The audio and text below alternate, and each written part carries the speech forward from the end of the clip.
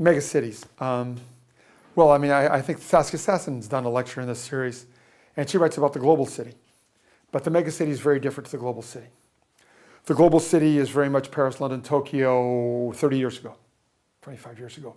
The megacity is Mumbai, Shanghai, Sao Paulo, Mexico City, Lagos, Nigeria, this kind of stuff, yeah. The global city was in an era in which you had the domination of New York, London, Tokyo. Now you've got the rising economies. The tune is being called in Shanghai and Mumbai and Beijing and Hangzhou. These are the biggest ports in the world.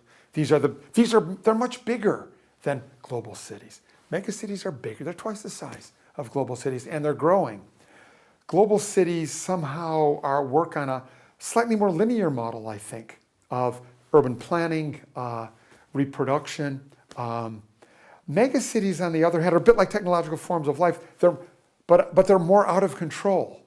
They're very out of control. They're anthropic and they're hugely energized. Much more energy in a megacity than a global city. Global cities are calm. London's not calm, but global cities are calm. Megacities are intensive cities. They have a level of intensity. Again, as I say, they're from emerging nations. They're the emergent form of the city. Somehow, Western planners and Western others are going to need to be able to relate to these megacities. They operate at much higher levels of speed than the global city.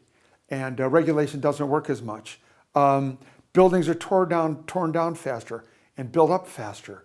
They work off of these ridiculously huge universities sometimes.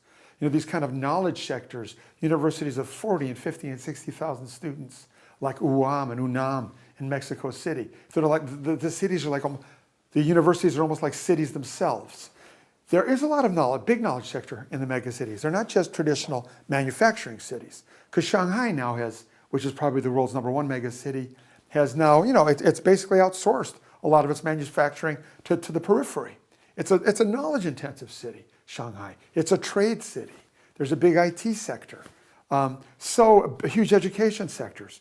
So megacities are very different. They relate to, yes, I mean, because of places like China have such massive industrial sectors, the kind of port economies are huge.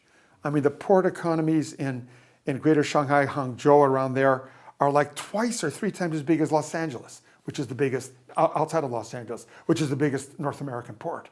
I mean, so it's something that is, that's almost inconceivable. I mean, the levels of migration into the megacities are, if you think about the way that Berlin grew between 1890 and 1914 from 2 to 4 million or whatever, Shanghai grew by 13 or 14 million people in like 10 years. I mean, it's rates that are just inconceivable. And in the megacities, there's a huge difference between citizens and non-citizens. By citizen, I don't mean non-citizen, I don't mean foreigner. I mean people who are from outside of the city. So if you're living in Mumbai or Shanghai and you're not Shanghainese or Mumbainese, you are a minority. You are discriminated against minority. If you're a peasant, no girl will ever go out with a peasant in Shanghai. They're almost much worse racism than racism against ethnicity in countries. And the Chinese use the word citizen. You're either a citizen or a peasant. They literally use the word citizen for city dwellers who get much greater array of rights because of the urban registration. So they're very, very funny places, megacities, really unparalleled by what we've seen in the West.